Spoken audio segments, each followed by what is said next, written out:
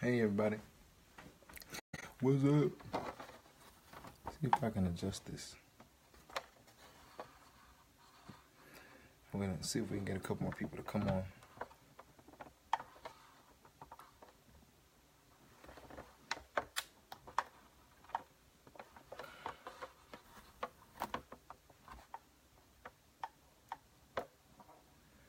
What do we have on today? Shabby.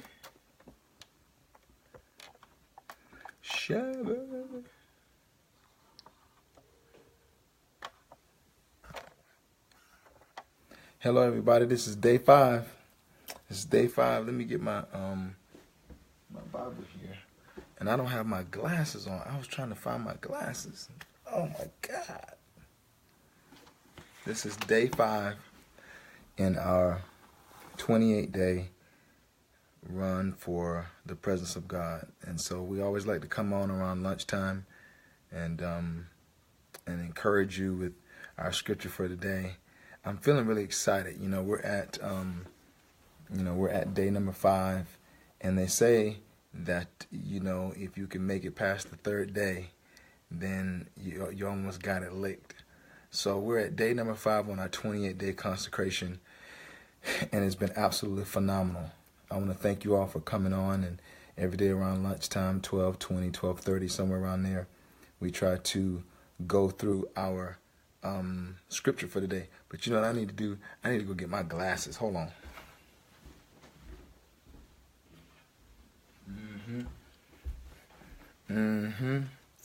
Yeah, I got my glasses. I can see now. At least I think I can. I got my glasses. Who do we have on? I got Sandra Holland. How are you? I got Anthony. How are you today? Jessica.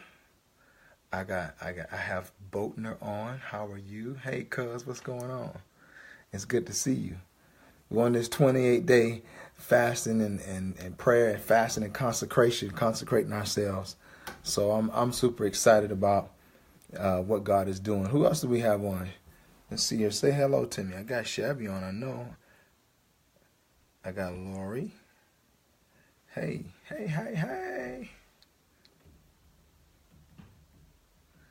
everybody. So again, we're on this 28-day run, and our goal is to really draw our minds in to listen to God over the next 28 days. And I know, like I said the other day, a lot of people are on spring break, but the enemy does not take spring break and reaping havoc in your life. And so Christianity is not something you plug in and out of when you get ready or when you need some energy. And for many people, or some, I would say, they kind of plug in and out of their Christianity, their faith. They turn their faith on when they need a car, or they need a boo, or they need something personal. Then, oh my God, I need to go to church. I need to give an offering. I need to read my word. But Christianity is not something you turn on and off. It's a lifestyle. We gave our old life to the Lord, and He gave us His life, a brand new life. And when Jesus said that I've come to give you life and that more abundantly, He was talking about a different quality of life.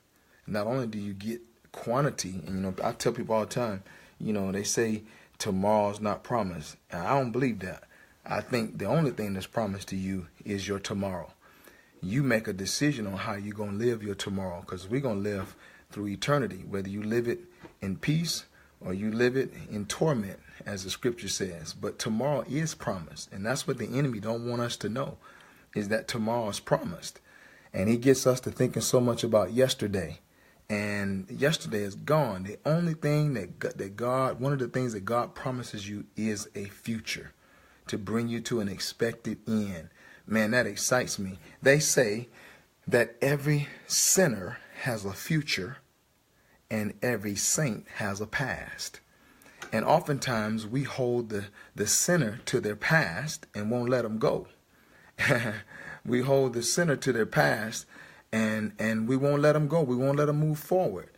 And the saint, we want to forget our past and talk about our future, right? But every saint got a past. We're here because Jesus has done something for us. And we need to release those that are trying to come out of their past and walk into the future that God has for them. And so this next 28 days is about consecrating ourselves. And I say this all the time, and you could take notes, as I'm kind of just doing a brain dump here. But they say that God created everybody on 3 levels of consciousness. That man is self-conscious. He's conscious. I'm aware that I'm Sean, and I'm not somebody else of individual. That I'm an individual. I'm world conscious. I know that I'm in the state of Michigan. I'm not in Florida, where I wish I was, or in the Bahamas, right? So I know that I'm not somewhere else on the globe. I am world conscious.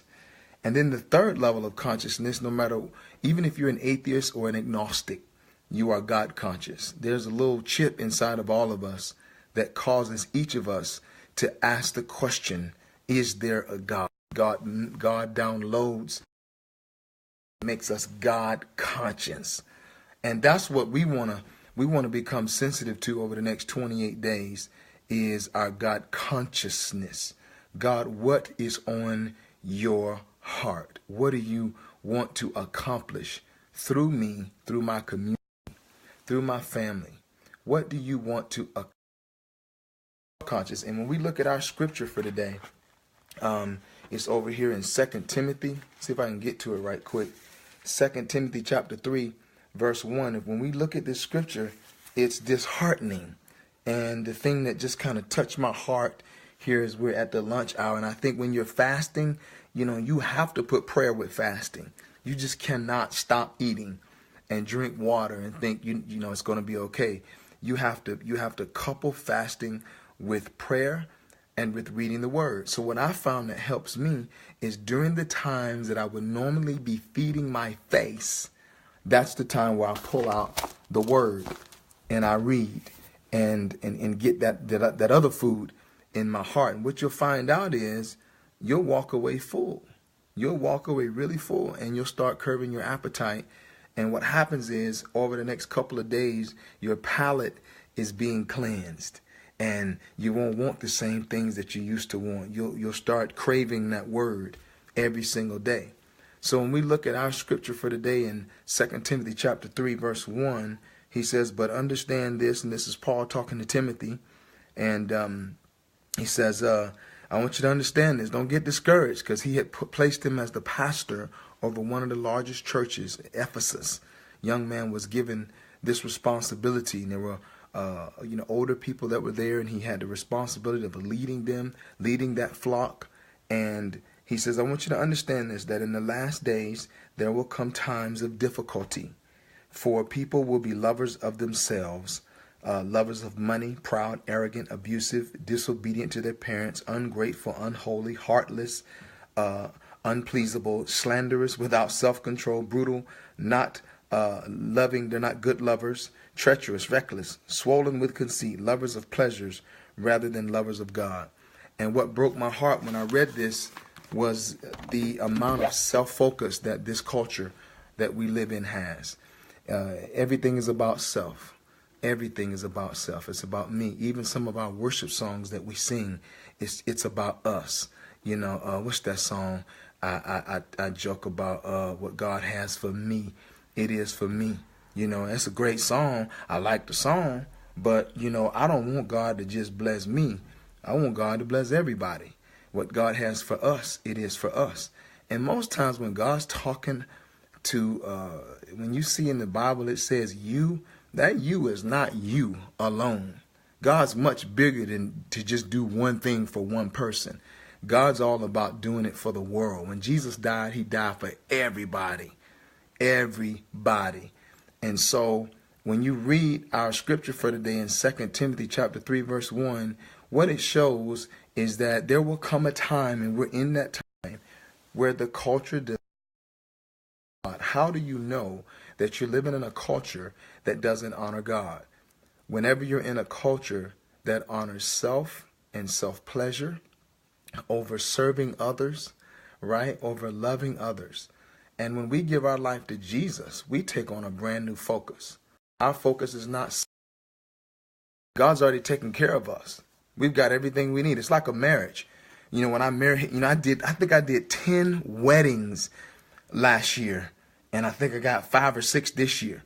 And one of the things that we say in a relationship of covenant and commitment is that in a marriage, I'm not supposed to look out for me. When I get married, I give my wife the right to my body, and her responsibility is to take care of me. My responsibility is to take care of her. That way, I'm always thinking about the other person. The other person's always thinking about me. And I get my needs met because I got someone who's constantly thinking, how can they serve me? How can they please me? How can they make things better? So most relationships tear up when we start thinking about ourselves, right? When we start how we feel and what I'm not getting and how I'm not feeling. And I wonder sometimes how the Lord would feel. Thank God he's God, right? When we don't give him the things that he's asked for. And one of those things that he's asked for from us is obedience. He said, I appreciate you singing and you clapping and you jumping and all that kind of stuff. But if you love me, I want you to keep my commandments. That's all I'm asking. If you love me, keep my commandments. How does God know that Sean loves him? By how I daily walk in obedience. Man, that's tough. Oh man, that's real tough. That kind of hits me really hard. So I want you to look at that 2 Timothy chapter 3 verse 1. I want you to think about where in your life have you become just maybe a little bit selfish than you would desire, than the Lord would desire. And how can you turn that around and begin to serve others? How can you serve others with the blessings that God have given you, the talents, the gifts that God have given you? So I wanted to just, again, we're at day 5. And I'm saying we're at day 5. We only got 23 more days to go. We only got 23 more days to go. And we just got to hang in there together. We got to stick in there. And we got to hold hands through this thing. And this is going to take us, this 28-day consecration, it is going to take us all the way to Resurrection Sunday. OMG. We're going to have an amazing time on Resurrection Sunday, as folks call it, Easter. It takes us all the way to resurrection. I'm telling you, you got to find your church to go to on Easter. If you're on this 28 days, you don't want to be home. And if you can't get out, we're praying that God heal you and you can get out and you can walk and experience the glory of God with other believers. So I want you to check out that 2 Timothy chapter 3, verse 1. And you can't just read. It's like a Pringle. You just can't eat one Pringle, right? You got to keep popping. You're gonna start with verse 1. Then you're going to go on down and go on down. And after a while, it's going to get good to you. Good evening. Good evening all the way from Europe, all the way from Croatia. Thank all my brothers and sisters that are coming in and chiming in from Africa and across this great nation. We're on 28 days. I'm super fired up for what God is doing over these next 28 days. Let me tell you, I'm getting testimony after testimony. People are receiving breakthrough. There are the people that didn't have answers. God's making things clear, to them. And really what it is, they're becoming more aware of God's direction for their life. So we have a lot of work to do in our community. We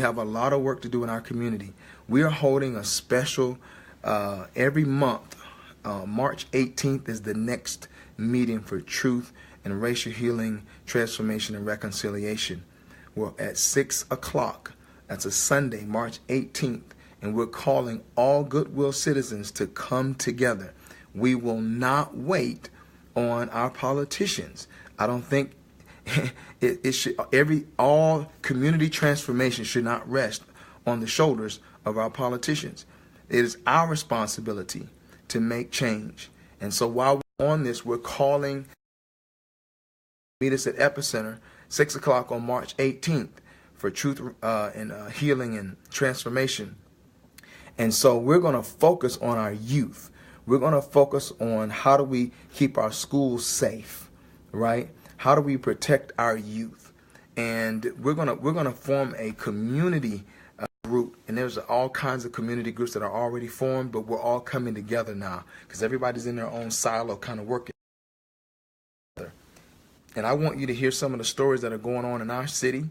And we're gonna what we've been doing is taking your suggestions and developing strategies for our city. And we're not just gonna sit back and wait on something to happen. We want to be proactive. Christians oftentimes all they do is pray, but they don't act. But you got to pray. That's why he said men ought to always pray. You got to pray while you work and work while you pray. Prayer is a lifestyle. It's an inner conversation with God while you're working. And while you're doing his will, you're constantly checking in and plugging in and asking him, Lord, give me power. Empower me to do the work that you've started. You think about how awesome Jesus was. I'm super fired up. You think about how awesome Jesus was. Here Jesus knew that his disciples did not have the cultural capacity to minister to everybody. And he simply said to them, listen, don't go to anybody that's a Gentile. Y'all just stick with everybody that's in your family. So I tell some people, look, you're not deep enough to minister to everybody. Everybody the Lord's taking me global. Look, just win your family, man. Ma'am, sir, just work on your family. And Jesus knew the disciples did not have the cultural depth to minister to Samaritans. So he sent them away, and he went and did justice at a well.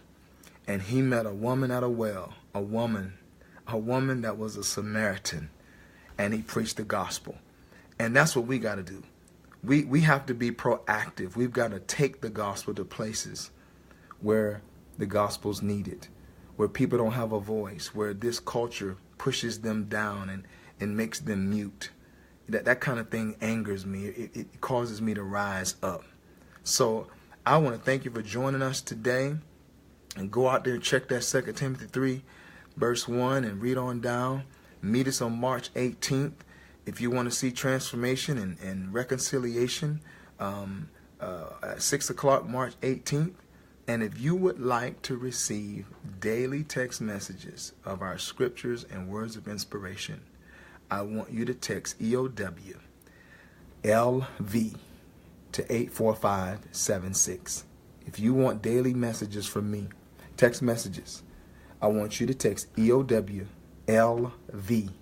L as in Larry, V as in Victory, EOW LV. Text that to 84576. EOW LV. Text it to 84576. God bless you, and I'll see you on tomorrow. And I got a studio. I'm in the studio on tomorrow in Detroit. We're cutting our part for our second album, Horn and Holland. So I'll come on right before I go into the studio with our daily scripture. God bless you.